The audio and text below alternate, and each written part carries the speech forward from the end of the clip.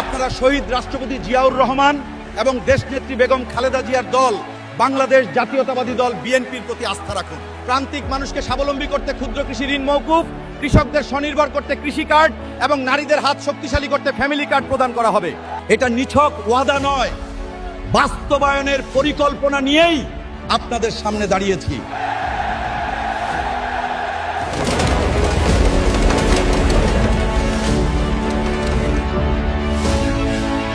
প্রান্তিক মানুষকে স্বাবলম্বী করতে ক্ষুদ্র কৃষি ঋণ মওকুফ, কৃষকদের স্বনির্ভর করতে কৃষি কার্ড এবং নারীদের হাত শক্তিশালী করতে ফ্যামিলি কার্ড প্রদান করা হবে।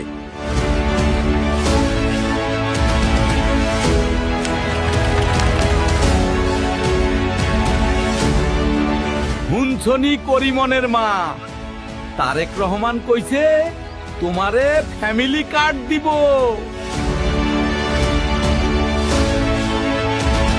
এইবার তুমি বেশি ফসল ফলাইতে পারবা। তারেক রহমান কইছে কৃষি কার্ড দিব। এবার ভোটে শহীদ জিয়ার 12 তারিখ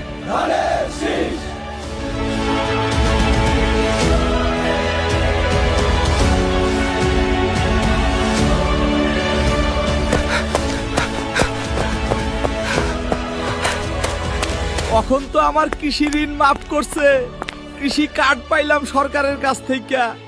এখন আমাকে সুদিন আইছে, আমরা সফল হয়েছি ভাই।